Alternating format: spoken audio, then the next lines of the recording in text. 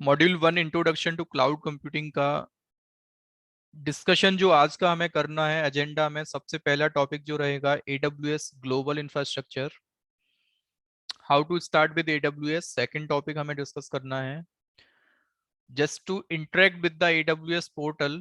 जो क्लाउड में आपने अभी तक अकाउंट सेटअप किया है, इनिशियली आपको अगर पोर्टल से थोड़ा सा फीलिंग ये लेना है कि यार किसी भी सर्विस को जब हम AWS में प्रोविजन करते हैं तो कौन कौन से की पॉइंट्स आपको याद रखने हैं, तो एक छोटा सा प्रैक्टिकल लैब मैं आपको करके दिखाऊंगा। एक किसी भी टाइप का मशीन आपको अगर बनाना पड़े क्लाउड में, ऑपरेटिंग सिस्टम कुछ भी हो सकता है, विंडोज हो सकता है, लिनक्स हो सकता है, तो वो आप कैसे क्रिएट कर सकते हैं। ठीक है, let's start with the AWS global infrastructure first. पहला टॉपिक जो है आज का जो हमें डिस्कस करना है, AWS ग्लोबल इंफ्रास्ट्रक्चर। ठीक है,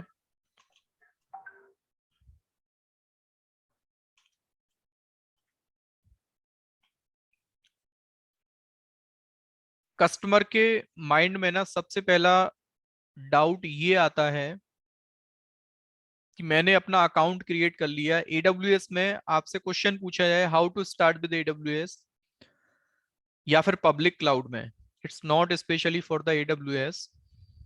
किसी भी पब्लिक क्लाउड में आप काम करते हैं ना और उनके सर्विसेज को आप प्रोविजन करना चाहते हैं, रिसोर्सेज को प्रोविजन करना चाहते हैं, तो आपके पास एक अकाउंट वैलिड आपके पास सबसे पहले होना चाहिए। तो आपने अकाउंट ऑलरेडी क्रिएट कर रखा है। अब आपने बोला कि यार क्लाउड कंप्यूटिंग में या AWS में 400 प्लस सर्विसेज AWS अवेलेबल करा के दे रहा है।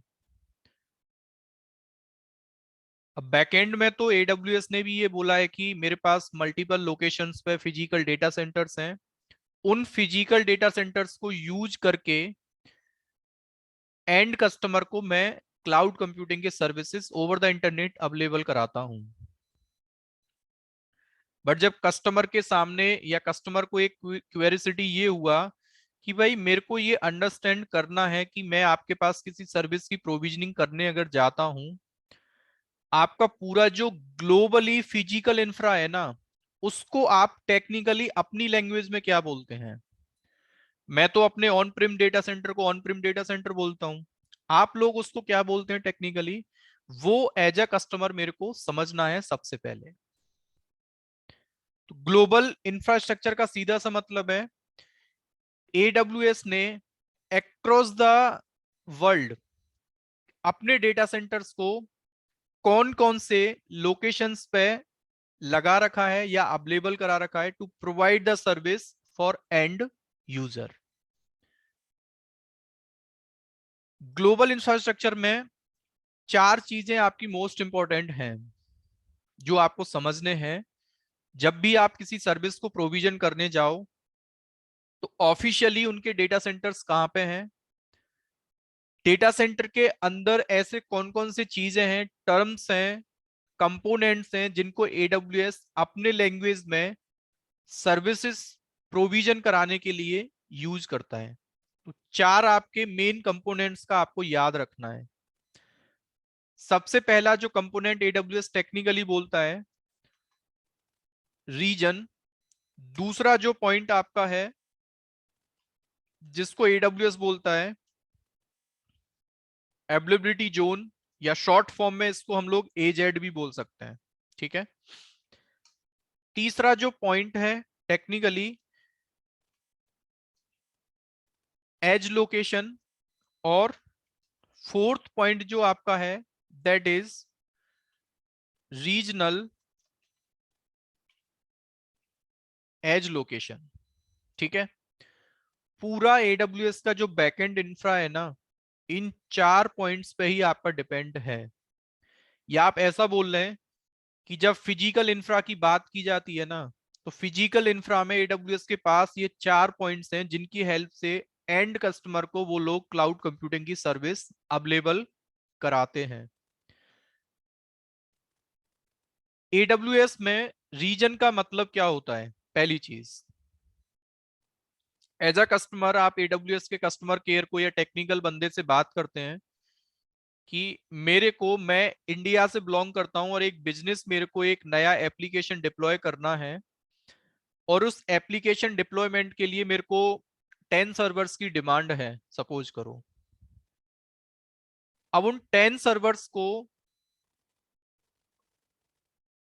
प्रोविजन जो मैं करना चाहता हूं ना, वो इंडिया के किसी डेटा सेंटर में करना चाहता हूं।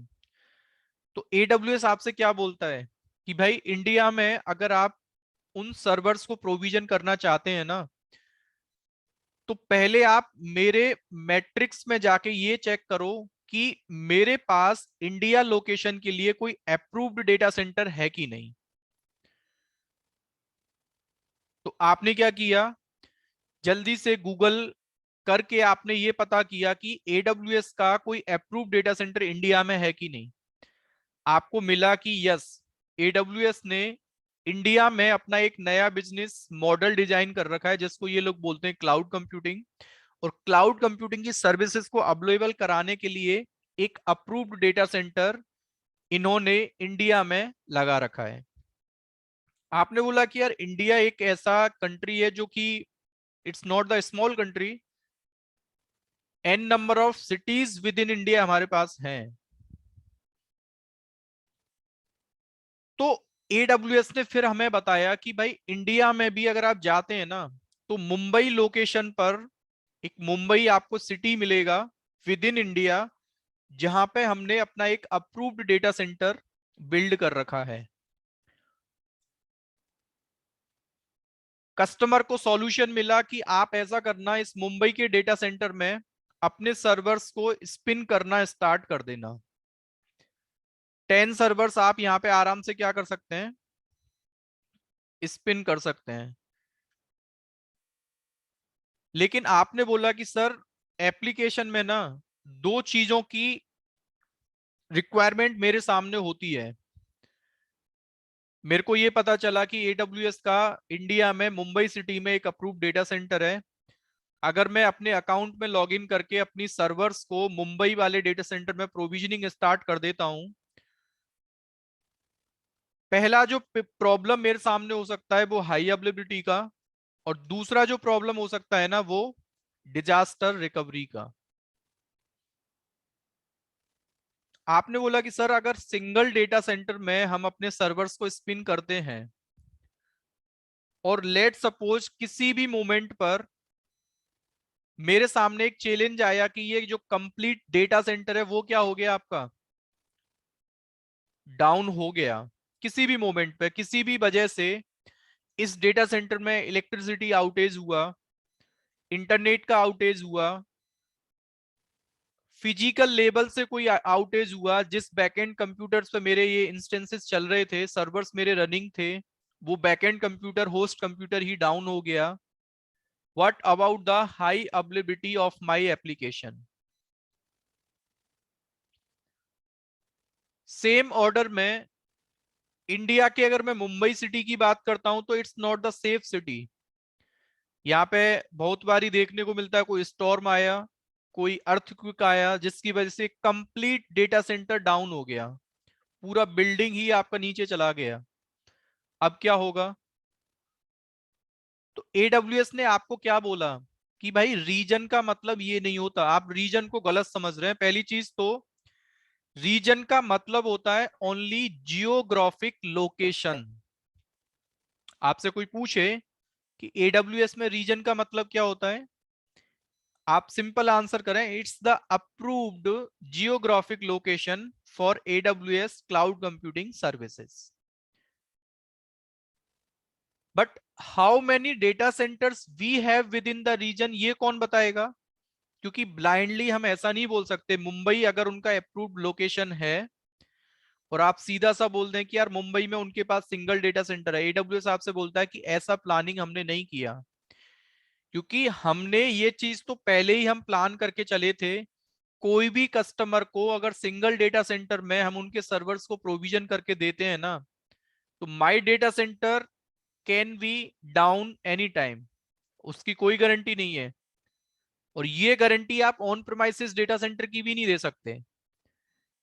आप कई बारी हम जब अपने प्रोजेक्ट्स पे काम कर रहे होते हैं, हमें ये देखने को भी मिलता है कि जहां हमारे पूरे प्रोजेक्ट के सर्वर्स रखे हैं वो प्रोजेक्ट का पूरा कंप्लीट रैक अनरीचेबल हो गया, जिसकी वजह से end user is not able to communicate with the servers और योर एप्लीकेशन।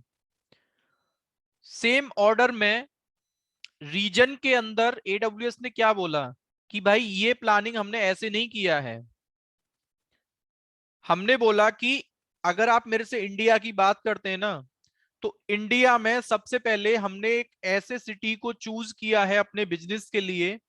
अब ये चीज आपको ध्यान रखना है कि एडब्ल्यूएस ने मुंबई को ही क्यों सेलेक्ट किया, दिल्ली को क्यों नहीं किया, महाराष्ट्र को क्यों नहीं किया, पुणे को क्यों नहीं किया, चेन्नई को क्यों नहीं किया।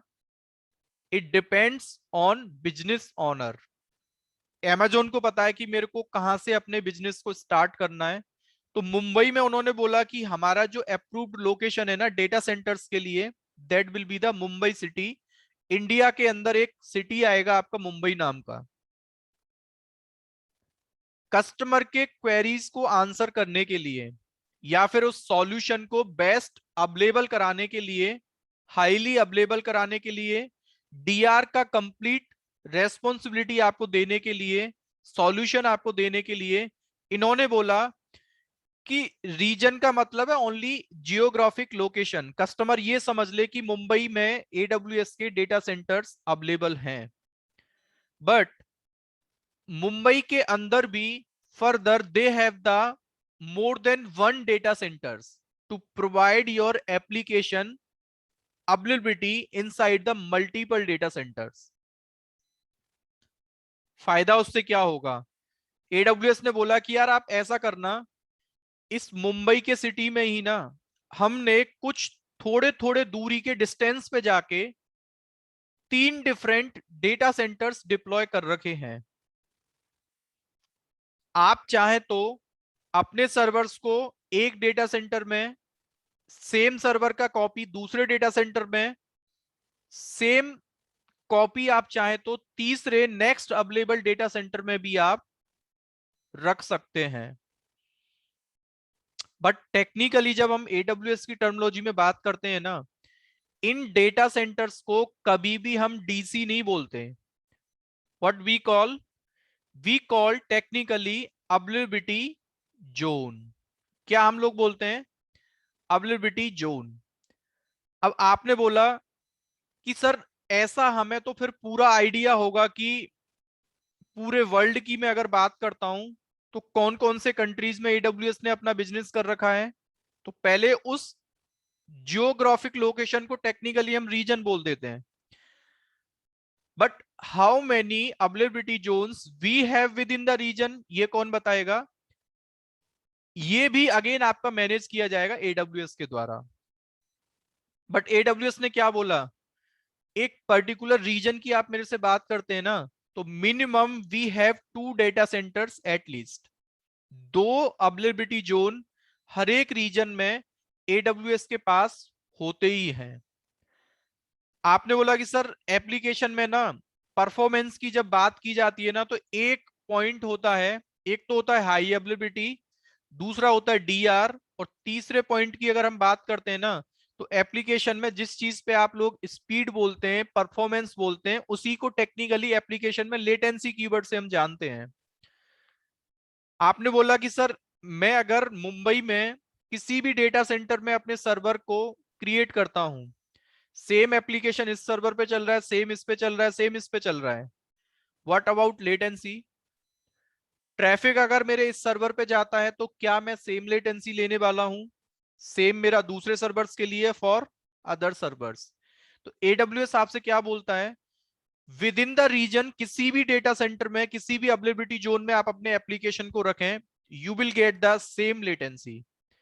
There is no difference when you talk about the performance of your application, you will get the same latency within the region।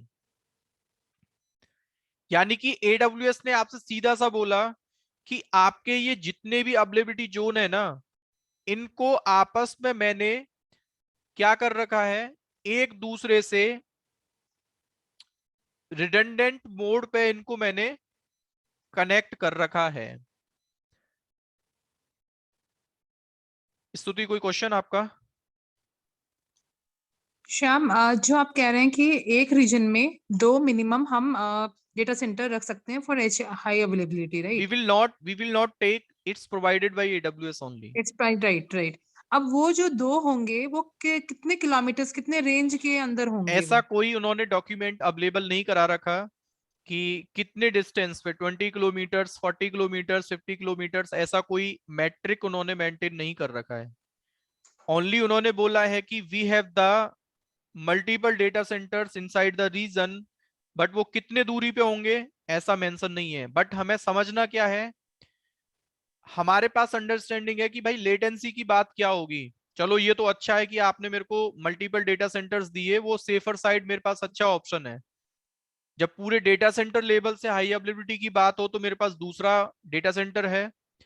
एक पूरे डीसी का डीआर प्लान करना हो तो भी मेरे पास दूसरा डेटा सेंटर है।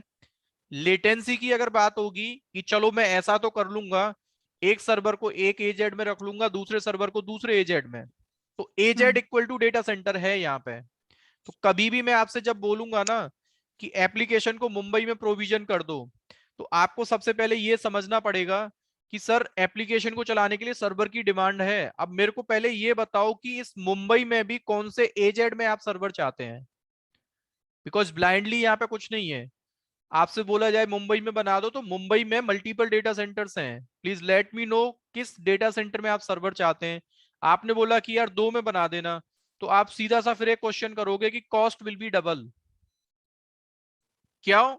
क्योंकि आपने अगर देखो कॉस्ट डबल क्यों होने वाला है, आपने बोला कि यार 10 रुपीज ना यहाँ एक डेटा सेंटर का जो वर्चुअल रिसोर्सेज आपने अपने सर्वर के लिए लिए हैं, you will charge for 10 rupees. Same order में सेम कॉन्फ़िगरेशन का सर्वर आप दूसरे डेटा सेंटर में लेते हैं ना, तो यहाँ पे भी जो कॉस्ट आपका है वो डबल होने वाला है। ये हमें नहीं समझना है कि भाई हम रेप्लिका कितने भी बना सकते हैं बट उसका कॉस्ट पे कोई इफेक्ट नहीं है, cost will be double. Yes Nalin.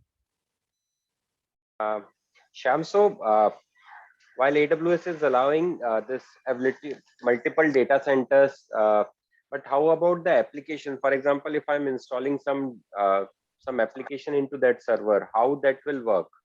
Because ultimately, I need to buy dual licenses and everything, right? कुछ भी, किस लाइसेंस की आप बात कर रहे हैं? For example, Microsoft server है या mailing servers है, whatever it is. देखो दो चीजें होती हैं, एक तो होता है ओएस का लाइसेंस और एक होता है एप्लीकेशन का लाइसेंस। Right. एप्लीकेशन का लाइसेंस कभी भी अमेजोन मैनेज नहीं करता।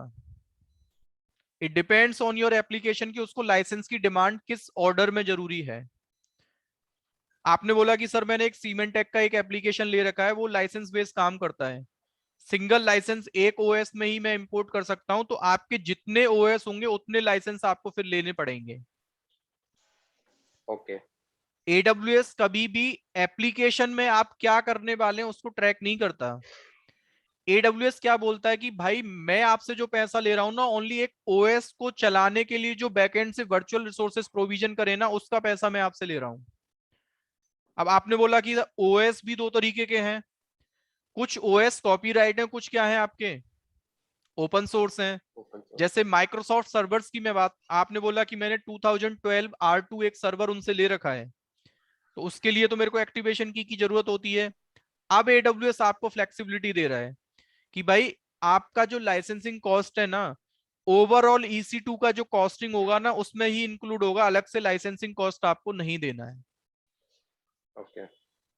When you talk about the application licensing, वो आपको खुद मैनेज करना पड़ेगा, क्योंकि एडब्ल्यूएस क्या बोलता है कि भाई मेरे से इंफ्रा आपने लिया है, इंफ्रा में आप क्या चलाने वाले हैं आपको डिसाइड करना है। आप उसमें मिडलवेयर चलाओगे, जेबॉस चलाओगे, टॉमकैट चलाओगे, अपाचे चलाओगे, it depends on you. Application licence based है आपकी या ओपन सोर्स है, ये आपको खुद डिसाइड करना है। मैंने आपको बस ओएस दिया है। ओएस का कॉस्ट क्या होगा, it depends on the OS type and plus virtual configuration जो आपने उस सर्वर के लिए लिया है। Okay. ठीक है, Thanks. चलो किसी का कोई और क्वेश्चन? अब थोड़ा सा मैं अगर आगे चलता हूं ना, दो चीजें अभी डिस्कस हमने किए कि भाई एक रीजन होगा, एक अवेलेबिलिटी जोन होगा।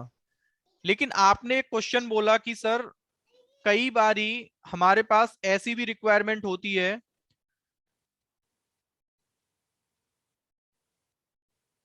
पूरे दुनिया में अपना बिजनेस करना चाहता हूं, सपोज करो, क्योंकि आप लेटेंसी की जब बात करते हैं ना, आपने बोला कि सर एक एप्लीकेशन अगर मैं मुंबई में एक्सेस करता हूं और मेरा जो एंड यूजर्स का जो लोकेशन है ना वो इंडिया है,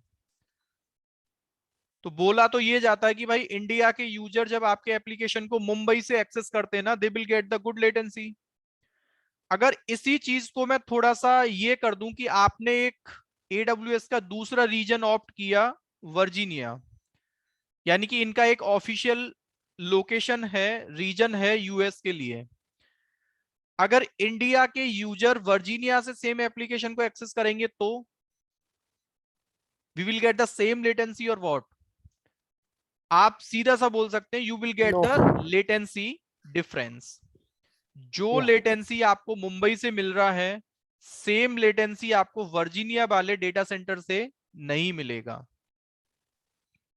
यानी कि आपने बोला कि फिर मैं ऐसा प्लानिंग करता हूं, मेरी एप्लीकेशन जब मल्टी रीजन से एक्सेसिबल होती है ना, तो जो इंफ्रा मैं मुंबई में लगा रहा हूं सेम काइंड ऑफ सेटअप मैं वर्जीनिया में भी लगा के चलता हूं।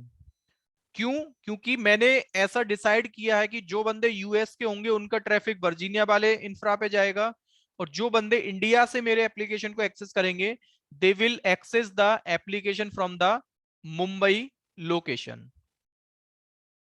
यानी कि एक क्वेश्चन ना बड़ा जेनेरिक सा कस्टमर के माइंड में आता है कि यार जब एप्लीकेशन के टाइप्स ऑफ डिप्लॉयमेंट की बात की जाए, कितने तरीके से एक एप्लीकेशन को, एक सर्विस को आप AWS क्लाउड में प्रोविजन कर सकते हैं, तो उसके 3 तरीके हैं।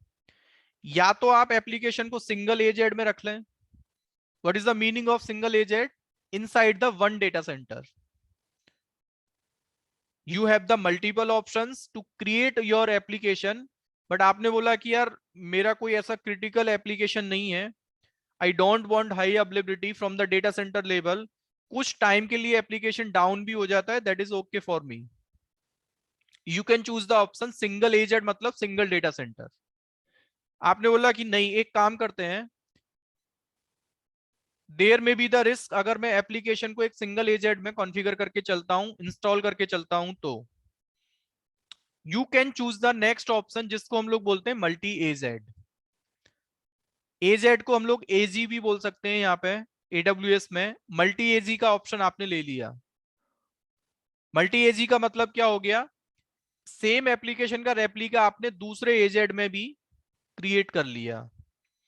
अगर ये एजेड पूरा अनअवेलेबल होता है तो you have the next data centre available for your application traffic. और माइंड में हमें ये बिल्कुल क्लियर है, विद इन द रीजन किसी भी एजेड में जाके हम एप्लीकेशन को प्रोविजन करें, we will get the same latency from the same location. तीसरा ऑप्शन डिप्लॉयमेंट का क्या हो सकता है, जिसको आप लोग बोलते हैं AWS में मल्टी रीजन। अब बात ये आती है कि सर ऐसे तो फिर हमारे पास इनका फिक्स नंबर होगा, क्योंकि हमें ये पता है कि AWS के पास कितने ऑफिशियल रीजन्स हैं, कहाँ पे वो लोग अपना बिजनेस करते हैं, और कहाँ पे कितने डेटा सेंटर्स अवेलेबिलिटी जोन एक रीजन में उन्होंने हमें प्रोवाइड करा रखे हैं। तो ये काउंट एग्जैक्टली AWS ने ऑफिशियली अपने पेज पे बता रखा है, and these are not the static number. जैसे लास्ट टाइम जब हम लोगों ने चेक किया था, तो we have the by default 26 regions at present. और इसको आपने चेक करना है ना, तो आप सिंपल से गूगल पे जाके, यहाँ पे जाके आप टाइप करें AWS ग्लोबल इंफ्रास्ट्रक्चर, आपको सीधा सा ये बता देगा अभी कि कितने रीजन्स और अवेलेबिलिटी जोन आपके बाय डिफॉल्ट एट प्रेजेंट हैं। क्या बोल रहा है आपसे? 26 रीजन्स AWS में अवेलेबल हैं बाय डिफॉल्ट एट प्रेजेंट, और 84 अवेलेबिलिटी जोन्स। और ये नंबर स्टैटिक नहीं है, यानी कि आप थोड़ा सा नीचे जाके देखते हैं ना, तो आपको AWS ने एक इंफॉर्मेशन दे रखा है, the AWS cloud spans 84 availability zones within 26 geographic regions and around the world.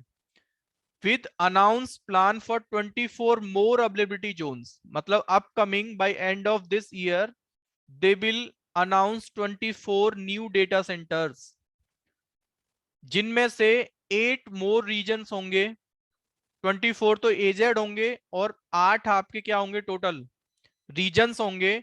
इनमें भी कौन कौन से होने वाले हैं? ऑस्ट्रेलिया में एक नया लोकेशन ये लोग बनाएंगे, कनाडा में एक नया रीजन बनेगा, इंडिया में भी as per the article information जो मेरे को देखने को मिला था, हैदराबाद में इनका एक अप्रूव्ड लोकेशन होगा फॉर इंडिया।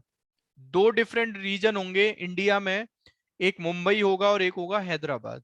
ठीक है, Israel, New Zealand, Spain, Switzerland and United Arab, UAE में भी इनका क्या होगा, एक ऑफिशियल रीजन होगा।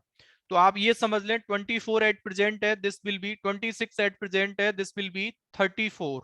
अगर 8 रीजन्स को हम यहाँ पे ऐड कर देते हैं, 24 यहाँ पे आप ऐड करोगे, दिस विल बी 108। तो ये नंबर्स को आपको याद नहीं रखना है कि कितने रीजन्स हैं, कितने अवेलेबिलिटी जोन है, बट इनका मतलब आपको जरूर पता होना चाहिए। और एक चीज ध्यान रखना है, विद इन द रीजन जैसे आपके अवेलेबिलिटी जोन्स भी कनेक्टेड है ना एडब्ल्यूएस के, एडब्ल्यूएस ने अपने रीजन्स को भी इंटरकनेक्टेड कर रखा है। All the regions are directly connected with proper fibre channel. ये चीज आपको ध्यान रखना है। इट्स नॉट अबाउट, मतलब एडब्ल्यूएस ये बोलता है कि भाई मेरे पास जितने भी रीजन्स है ना, मेरे पास उन तक डेटा शेयरिंग करने के लिए ऑप्टिमाइज नेटवर्क है, खुद का डेडिकेट पाथ है किसी भी डेटा को शेयर कराने के लिए। बहुत सारे केसेस में मैं आगे चल के आपको ये बताऊंगा कि जब आप एडब्ल्यूएस के एक रीजन से दूसरे जियोग्राफिक लोकेशन या रीजन पे आप डेटा शेयर करना चाहते हैं तो उनके ऑप्टिमाइज नेटवर्क को यूज करके कर सकते हैं। बाकी का तो कम्युनिकेशन जो प्रिफेयर है वो है इंटरनेट के थ्रू। But when we share the data over the internet, बहुत सारे चैलेंजेस हमारे सामने आते हैं। कॉस्ट का चैलेंज है, सिक्योरिटी का चैलेंज है, टाइम का, वर्कलोड, स्पीड का, जो स्पीड हमें चाहिए वो इंटरनेट से नहीं मिल पाती। तो हम लोग प्रेफर ये करते हैं कि यार एडब्ल्यूएस ने जो ऑप्टिमाइज नेटवर्क हमें दे रखा है उसके थ्रू हम डेटा को क्या करें, शेयर करें। रीजन और अवेलेबिलिटी जोन में एक पॉइंट और मेरे को बस डिस्कस करना है आपसे। हर एक रीजन को इन्होंने यूनिकली आइडेंटिफाई करने के लिए उसका रीजन का कोड दे रखा है। 26 रीजन्स, दैट मींस कि every region will get the unique code. Mumbai का जो रीजन कोड इन्होंने बता रखा है दैट इज एपी साउथ 1। तो आप ये समझना, मैं जब भी आपसे बोलूंगा ना कि एक सर्वर मेरे को क्रिएट करना है एपी साउथ 1 में, तो आप समझ जाना I am talking about the Mumbai region. वहीं आपसे मैं बोलूं यूएस ईस्ट 1 में एक सर्वर क्रिएट कर दो, तो आप ये चीज समझ जाना कि I am talking about Virginia region. US East 2 में करना है तो ओहायो रीजन। मतलब आप जैसे जैसे काम करेंगे ना तो रीजन का कोड भी हमें याद हो जाता है ऑलमोस्ट। तो जिस रीजन में आप काम करना चाहते हैं you will get the unique code for the region. अब उस कोड के साथ साथ जो अवेलेबिलिटी जोन भी हमको मिलते हैं ना एक रीजन में, उनका भी एडब्ल्यूएस ने एक कोड आपको अवेलेबल करा रखा है। और उसका कॉम्बिनेशन क्या होता है, जैसे एडब्ल्यूएस ने बोला कि भाई मुंबई में 3 डिफरेंट अवेलेबिलिटी जोन्स अवेलेबल हैं, उनके कोड क्या होंगे। सबसे पहला जो आपका अवेलेबिलिटी जोन होगा उसका जो कोड है that will be AP south 1A। पहले आपका होता है रीजन का कोड और फिर उसके कॉम्बिनेशन में आपको पहले डेटा सेंटर पहले एजेड का कोड नंबर होगा ए, दूसरे का सेम ऑर्डर में AP south 1B, same order में जो तीसरा आपका होगा that will be AP south 1C। Just for your knowledge testing, let suppose मैंने आपसे बोला कि वर्जीनिया का जो रीजन का कोड है दैट इज यूएस ईस्ट -1, और inside the Virginia AWS has 6 availability zones. तो उनके अवेलेबिलिटी जोन के कोड क्या होंगे? Can anybody answer it? Combination आपको मुंबई की तरह सोचना है। US East 1A, US East 1A, 1A, 1B, US East 1B, 1B 1C, यानी कि 1F तक आपके क्या होंगे, ये AZ के कोड होने वाले हैं। किसी को कोई डाउट कि रीजन और अवेलेबिलिटी जोन का AWS में क्या मतलब होता है? चेक हमें कैसे करना है कि कितने रीजन्स हैं और कितने अवेलेबिलिटी जोन हैं? तो देखो, जब आप AWS का कंसोल लॉगिन करते हैं ना, let me log in to the console first.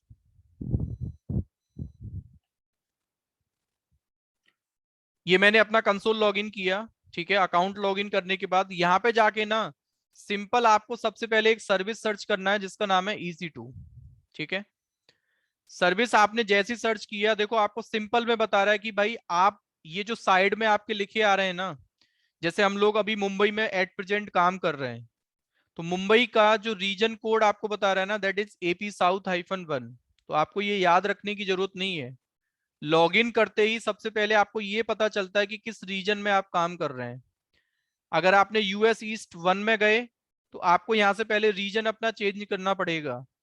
Reason आपने जैसे ही काम चेंज किया तो आपको बता रहा है you are working in North Virginia, और नॉर्थ वर्जीनिया का कोड क्या है, US East-1। ओहायो का क्या है, US East-2। कैलिफोर्निया का क्या है, US West-1। ओरेगोन का क्या है, US West-2। तो ये याद रखने की जरूरत नहीं है। जब हम लॉग इन करते हैं ना तो आपको सिंपल यहाँ पे बाय डिफॉल्ट देखने को मिलता है कितने अवेलेबिलिटी जोन एक रीजन में अवेलेबल हैं। तो उसका एक तरीका है, आप सिंपल EC2 सर्विस में जब लॉगिन करते हैं ना, तो लॉगिन करने के बाद you will have to click on EC2 dashboard, और यहाँ पे ना देखो सिंपल आपको बता रहा है इसमें अवेलेबिलिटी जोन कितने हैं, 1A 1B 1C 1D 1E 1F। Same order में आपने बोला कि सर एक बार मुंबई में अगर हम स्विच करते हैं तो मुंबई में अगर आप जाते हैं ना, you have 3 different availability zone, AP South 1A 1B 1C। That means कि we have the 3 different data center inside the Mumbai, और वर्जीनिया में 6 डिफरेंट अवेलेबिलिटी जोन। तो रटना नहीं है कि कौन से रीजन में कितने AZ होंगे। EC2 सर्विस के कंसोल पे जाके आप सबसे पहले ये पता कर सकते हैं कि इस रीजन में अगर मेरे को सर्विस अपना इंफ्रा प्रोविजन करना है तो how many data centres availability zones we have inside this region, ठीक है। 2 लोगों ने हैंड रेज किया था। सिद्धांत, क्या क्वेश्चन है आपका?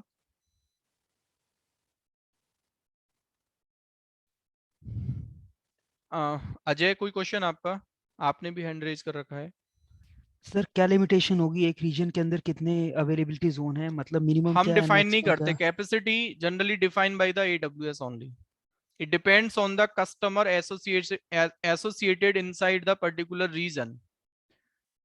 Load okay sir. कितना है, मुंबई में कितने डेटा सेंटर्स होंगे, ये कहीं पे लिखा नहीं है कि ये किस ऑर्डर में कितने लगाने हैं। ये Amazon डिसाइड करता है।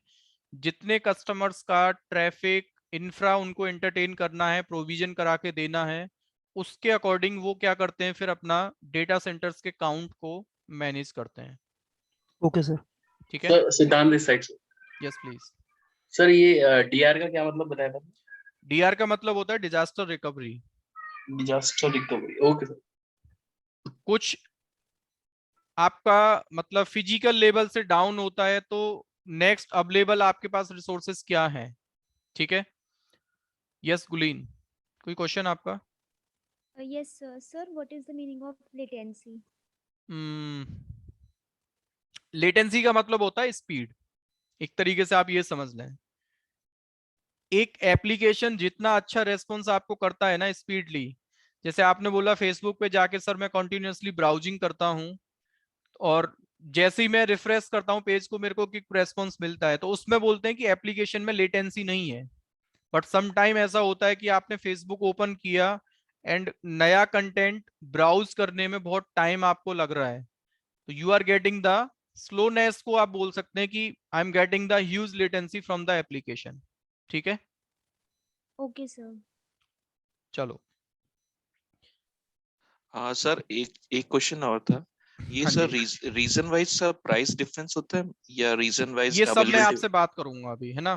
प्राइसिंग क्या होगी, सर्विस की अवेलेबिलिटी क्या होगी, वो हम लोग जब प्रैक्टिकल स्टार्ट करेंगे तो हम सारी चीजों का डिस्कशन करेंगे। अभी बस आपको ये याद रखना है कि ग्लोबल इंफ्रा में दो आपके पंच पॉइंट्स हैं जो बाय डिफॉल्ट आपको याद रखने before provisioning the application, region और अवेलेबिलिटी जोन। रीजन का मतलब it's a geographic location, but region have the multiple data centres जिनको हम लोग टेक्निकली एजेड बोलते हैं। एप्लीकेशन के डिप्लॉयमेंट तीन तरीके से हो सकता है, सिंगल एजेड में, मल्टी एजेड में, मल्टी रीजन्स में। Let's discuss about the edge locations and regional edge locations. आपने बोला कि मैंने एक एप्लीकेशन को मुंबई के किसी भी एजेड में प्रोविजन कर रखा है इनसाइड वन सर्वर। ये आपका सर्वर है, ठीक है, और यहाँ पे आपका एक एप्लीकेशन आपने इंस्टॉल कर रखा है, ठीक है। एप्लीकेशन को जितने भी एंड यूजर हैं वो ओवर द इंटरनेट एक्सेस करते हैं आराम से, और मैंने आपसे बोला कि 4 डिफरेंट लोकेशन से आपके इस एप्लीकेशन को एक्सेस किया जाता है। एक एप्लीकेशन आपका ये वाला इंडिया से एक्सेस हो रहा है, एक ऑस्ट्रेलिया से एक्सेस हो रहा है, एक आपने बोला यूएस, और एक आपने बोला यूरोप से, ठीक है। चलो, all the users are connected to internet and from the internet they are accessing your application.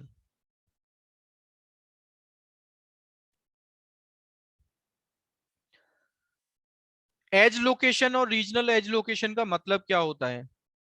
By default ये जो दोनों कंपोनेंट्स आपके हैं ना, ये आपके ऑप्शनल होते हैं। These are not the mandatory resources जो आपको एवरी टाइम यूज करने ही पड़ेंगे। पहली चीज, आपने बोला कि सर जब इस एप्लीकेशन को मैं इंडिया से एक्सेस करता हूं ना, तो मेरे एप्लीकेशन का जो रेस्पॉन्स टाइम है वो 1 मिली सेकेंड्स है। ऑस्ट्रेलिया वाला बंदा इस एप्लीकेशन को एक्सेस करता है तो रेस्पॉन्स टाइम जो है 5 मिली सेकेंड्स है। सेम ऑर्डर में यूएस वाला बंदा जब इसको एक्सेस करता है तो 10 मिली सेकेंड्स में, और यूरोप वाला बंदा इसको एक्सेस करता है ना तो 15 मिली सेकेंड्स में ये एप्लीकेशन एक्सेस होता है। बट आप चाहते क्या है कि भाई कुछ ऐसा प्लानिंग मेरे को करना है, किसी भी लोकेशन से मैं अपनी एप्लीकेशन को एक्सेस करने जाता हूं, चाहे मैं इंडिया से एप्लीकेशन एक्सेस करूं, चाहे ऑस्ट्रेलिया से एक्सेस करूं, यूएस से एक्सेस करूं, यूरोप से एक्सेस करूं, स्पीड जो है, लेटेंसी जो है, मेरे को सेम मिलना चाहिए। जो हर एक इंडिया से मिल रहा है 1 मिली सेकेंड्स में, वही मेरे को ऑस्ट्रेलिया, यूएस और यूरोप से मिलना चाहिए। इसके लिए हम लोग क्या कर सकते हैं? तो AWS पता है आपसे क्या बोलता है कि कस्टमर की जब भी डिमांड होती है ना कि आपको डिफरेंट डिफरेंट लोकेशन से अपना एप्लीकेशन का कंटेंट हाईली डिलीवर कराना है, थ्योरी के पॉइंट्स पे थोड़ा सा ध्यान आपको ये देना है, क्योंकि प्रैक्टिकल तो हम इन चीजों का करने वाले हैं। लेकिन बिफोर स्टार्टिंग द प्रैक्टिकल में थोड़ा सा जो बेस है ना आपका, वो अंडरस्टैंड ये कराना चाहता हूं कि एप्लीकेशन का जो एक्सेस वे है ना AWS में क्या क्या हो सकता है। एक टेक्नोलॉजी ना हम लोग ऑन प्रेमाइसेस यूज करते हैं जिसको हम लोग बोलते हैं कंटेंट डिलीवरी नेटवर्क। नाम से समझ में आ रहा है,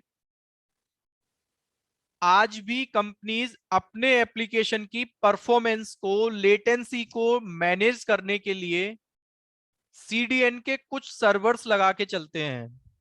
अब CDN के सर्वर्स को पता है हम लोग क्या बोलते हैं? कैशे सर्वर्स हम लोग बोलते हैं। और कैशे का मतलब क्या है?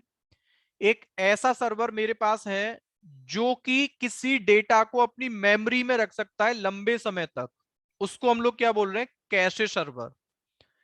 आपने भी कई बार देखा होगा, जो नए वेबसाइट्स को आप अपने ब्राउजर में जब फर्स्ट टाइम ओपन करते हैं ना, that takes the some time to just to browse the new content. कुछ टाइम उसको रिफ्रेश होने में लगता है। लेकिन आपने बोला कि if I am accessing the same website frequently, बार बार सेम वेबसाइट को ही मैं एक्सेस करता हूं, तो वो क्विकली एकदम से मेरे को रेस्पॉन्स मिल जाता है। क्यों मिल रहा है? क्योंकि वो मेरे ब्राउजर के कैशे में, मेमोरी में अवेलेबल था। अब इस चीज को ही हम लोग AWS क्लाउड में लेके चलते हैं। मेरे एप्लीकेशन को मल्टीपल लोकेशन से एक्सेस किया जाता है, लेकिन हर एक यूजर मेरे को ना अलग अलग लेटेंसी रेस्पॉन्स करता है। यूरोप वाला बोलता है कि यार आपका एप्लीकेशन सही से रेस्पॉन्स नहीं कर रहा, यूएस वाला बोलता है अलग लेटेंसी है, ऑस्ट्रेलिया में अलग है और इंडिया में अलग है। But what I am expecting, application मेरा कहीं से भी एक्सेस हो, स्पीड सब बंदों को ठीक मिलना चाहिए। जो इंडिया को मिल रहा है वो ऑस्ट्रेलिया, यूएस, यूरोप में भी एक्सपेक्टेड है कि उतना ही लेटेंसी एप्लीकेशन से मिलना चाहिए। तो AWS ने पता है क्या बोला कि भाई होता क्या है कि चाहे इंडिया का बंदा आपके इस एप्लीकेशन को एक्सेस करे, चाहे ऑस्ट्रेलिया, यूएस और Europe, your request, your traffic will serve from the internet only. Traffic जो आपको रेस्पॉन्स मिल रहा है ना, वो इंटरनेट से मिल रहा है। और इंटरनेट पे कई बार ऐसा होता है, नंबर ऑफ ISPs के नेटवर्क को यूज करके आपका ट्रैफिक जनरेट होता है, फॉरवर्ड होता है, और जो स्पीड, जो बैंडविड्थ आपको मिलना चाहिए ना, due to the high internet utilization, आपको वो नहीं मिल पाता। आपसे मैं एक चीज अगर पूछता हूं, AWS के मुंबई में आपका एक सर्वर चल रहा है और आप अपनी एप्लीकेशन को अगर वहां से एक्सेस करते हैं, तो आप क्या ये पक्की गारंटी दे सकते हैं कि मेरा जो ट्रैफिक है इतने ISPs के नेटवर्क को यूज करके जाएगा? Just give me the answer, yes और नो। नहीं बोल सकते ना कि आपका कम्युनिकेशन पाथ क्या होगा, कितने बीच में होस्ट आएंगे, कितने ISPs का नेटवर्क आएगा, हम बोल नहीं सकते। और Amazon ने तो सीधा सा हमसे क्या बोला कि भाई जो कम्युनिकेशन वे है ना सर्विसेज से, AWS में जो सर्विस चल रहा है उससे अगर आप बात करना चाहते हैं तो internet is a single way, anonymous user can access your application by using the internet path. But मैंने क्या बोला, AWS बोलता है कि भाई इस चीज का सॉल्यूशन मैं आपको दे रहा हूं।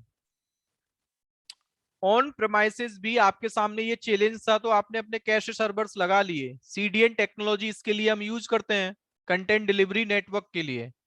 अपने एप्लीकेशन के कंटेंट को हाईली जब डिलीवर हमें कराना होता है with good performance, good speed, then we deployed the cache servers in my data centre.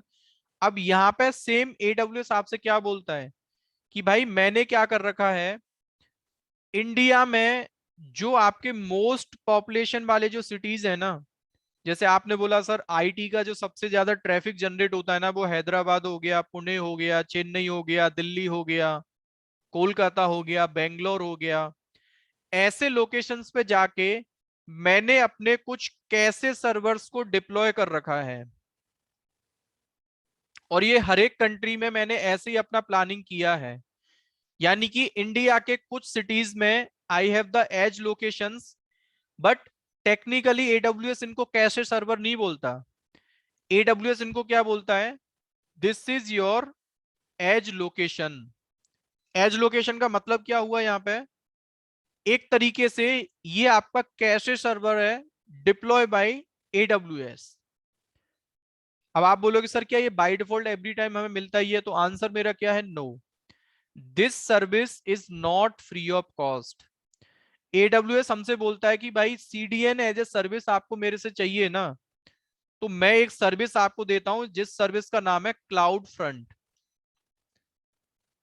Cloud front service ये कहता है कि मेरे को दो चीजों की इंफॉर्मेशन चाहिए होती है, कि एज लोकेशन क्या है और रीजनल एज लोकेशन क्या है।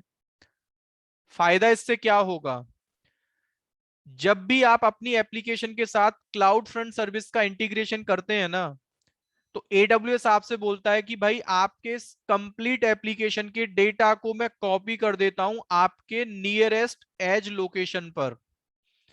आपने बोला कि यार इंडिया में बैठ के मैं दिल्ली से क्या करता हूं, आपके इस एप्लीकेशन से कम्युनिकेशन स्टेब्लिश करता हूं। तो AWS क्या बोलता है कि दिल्ली में मेरे पास एक एज लोकेशन है, और इस एप्लीकेशन का कंप्लीट डेटा जो मैंने कॉपी किया है ना, वो आपके इस एज लोकेशन पे किया हुआ है।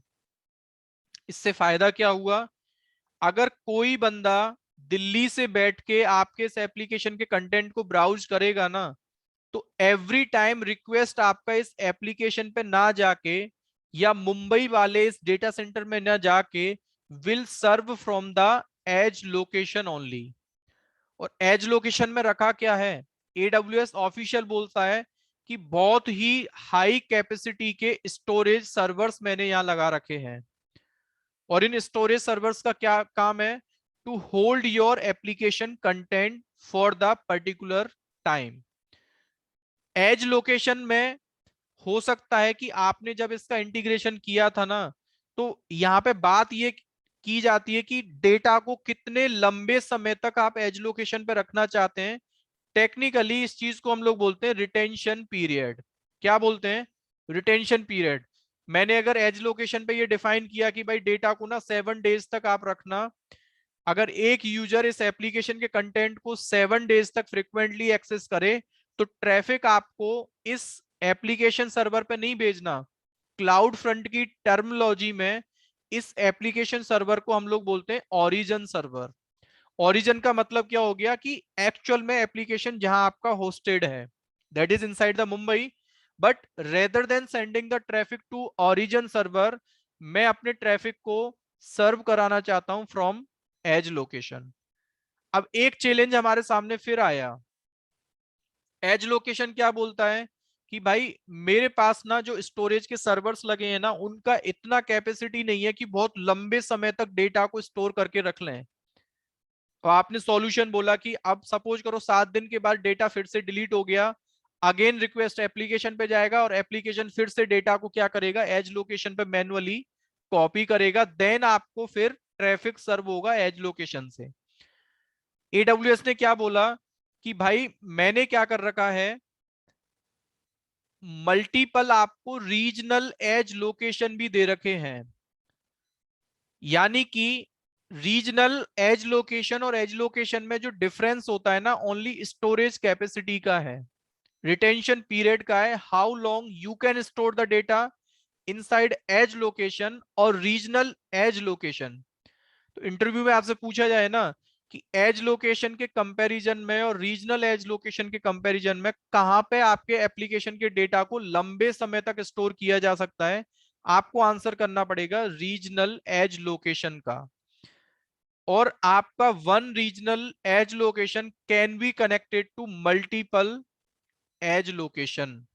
आपने बोला कि डेटा सर अगर मेरे को यहां पे नहीं मिला, तो AWS आपसे क्या बोलता है, your content can be serve from the regional edge location.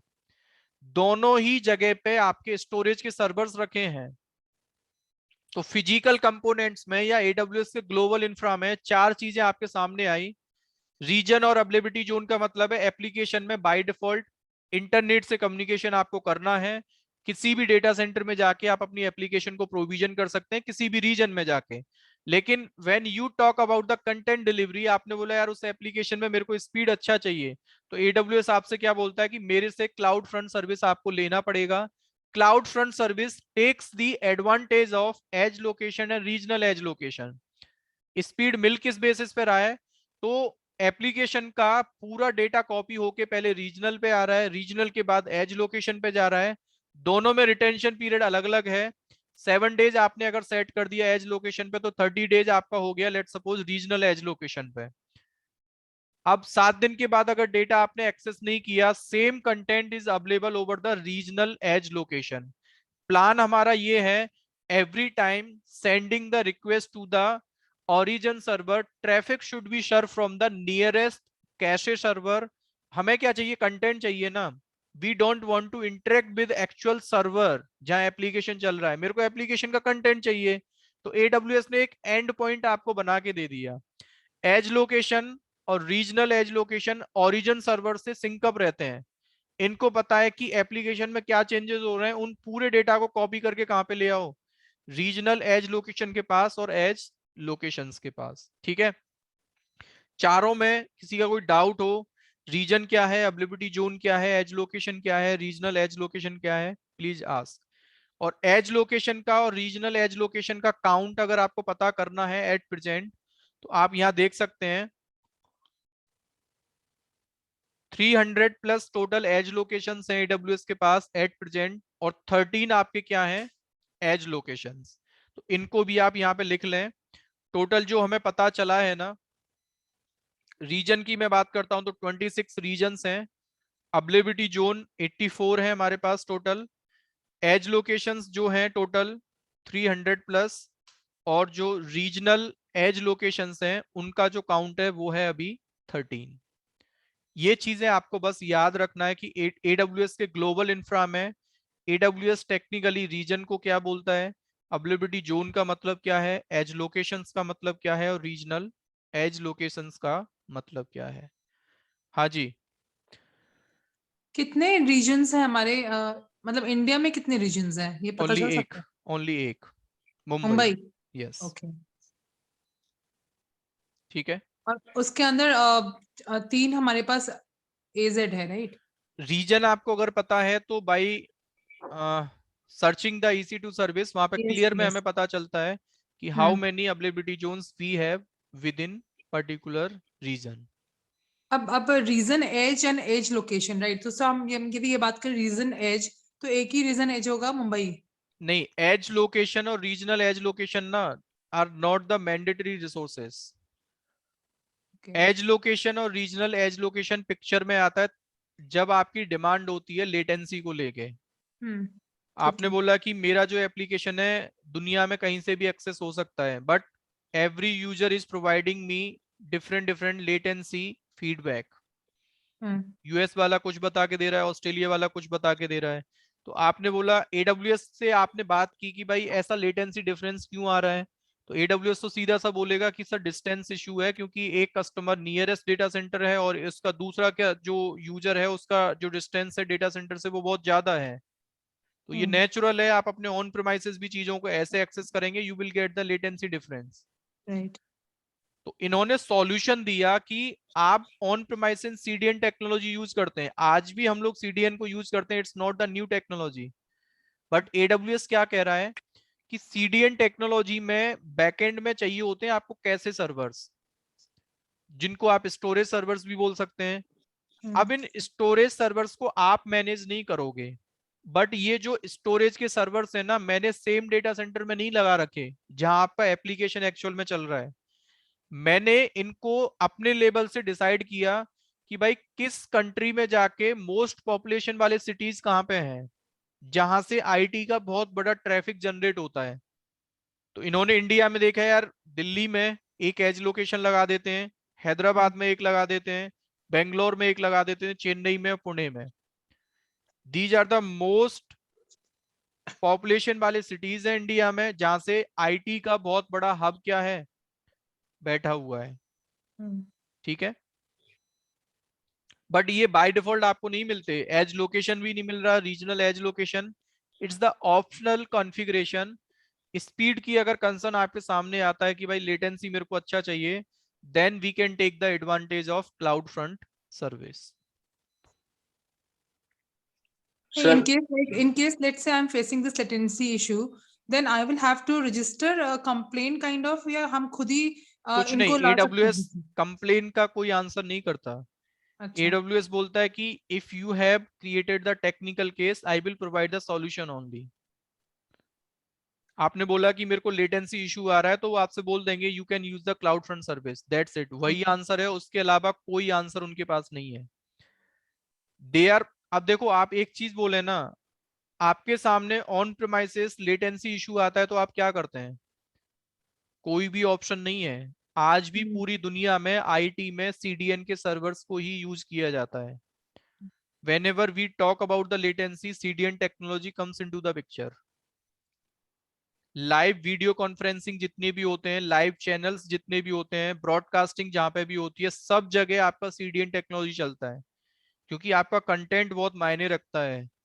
जितने बट भी उसमें भी चैनल्स को, लैग तो होता ही है, मतलब यदि आप देखोगे तो लैग तो होता ही है उसमें भी, आई मीन स्ट्रीमिंग हो रहा है या कुछ हो रहा है तो तो देयर आप इज अ वो चाहते लैग। नहीं है ना, वो चाहते नहीं ना आप।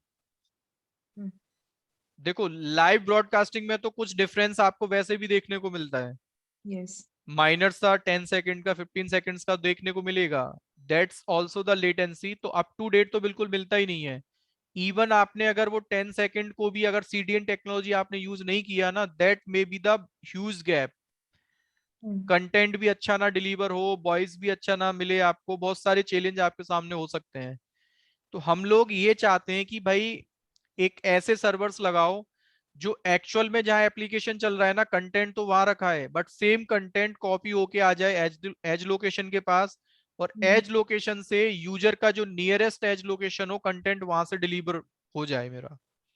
ओके, ठीक है, ठीक, हाँ दैट्स जी। My requirement. तो मतलब बीच में जो आया first point of contact picking of the data would be from app to regional location and then regional to nearest जहां भी यूजर अवेलेबल होगा, यूजर जहां से पिक सबसे कर रहा पहले है data, एज right? लोकेशन के पास रिक्वेस्ट जाता है, देन रीजनल एज लोकेशन, और Okay. रीजनल से 100% ट्रैफिक आपका सर्व होता ही है, ओके, क्योंकि सर्विस फ्री ऑफ कॉस्ट नहीं है। क्लाउड फ्रंट सर्विस का AWS अलग से चार्ज लेता है। अगर आप इसको यूज करेंगे तो यू विल हैव टू पे the data transfer cost plus number of request आपके कितने गए एप्लीकेशन के लिए, इसके Okay. अकॉर्डिंग आपको कॉस्ट देना पड़ेगा। Thank you. Yes Nalin. So if my data is like, I want to keep my data secure, so can is there a possibility my user can access this cache server over a VPN or some private network, or Yes, it we should can be set on up. internet? We can We set up. can set up. Yes. Okay. But for that, we will have to take the VPN as a service first. Yeah, that's fine. AWS is providing solution for the private communication over the internet। जब हम data access कर रहे हैं तो देर में भी the security issue, but आपने बोला कि Right. मेरा टारगेट है कि मैं एक VPN के थ्रू, प्राइवेट नेटवर्क के थ्रू अपने कंटेंट को डिलीवर कराना चाहता हूं। I want cloud front plus VPN also, वो भी पॉसिबिलिटी आपके पास अवेलेबल है। Okay. ठीक है सलमान। यस मैं मैंने पूछना था रिटेंशन पीरियड के बारे में हाँ कि जी, अगर एज लोकेशन पे 7 डेज और आप बता रहे रीजनल एज लोकेशन पे 30 डेज है, तो देखो ये these are not the values जो आपको एक्चुअल में मिलते हैं। मैंने बस एक एग्जांपल आपको दिया था। When you are just configuring the cloud front service, आपसे पूछा जाता है what retention period you want.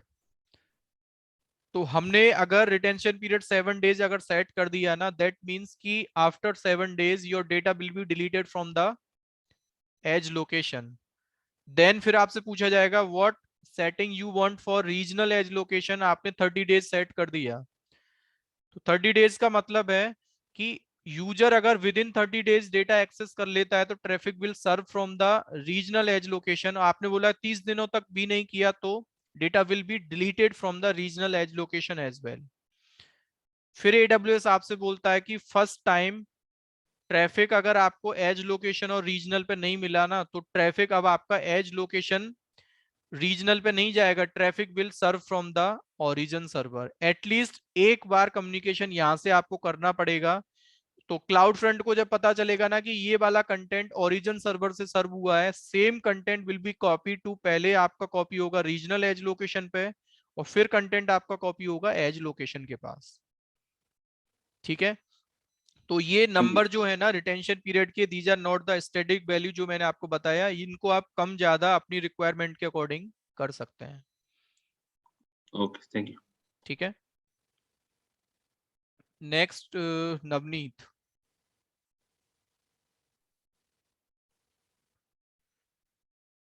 Navneet कोई क्वेश्चन? आपका आवाज नहीं आ रही है आपकी।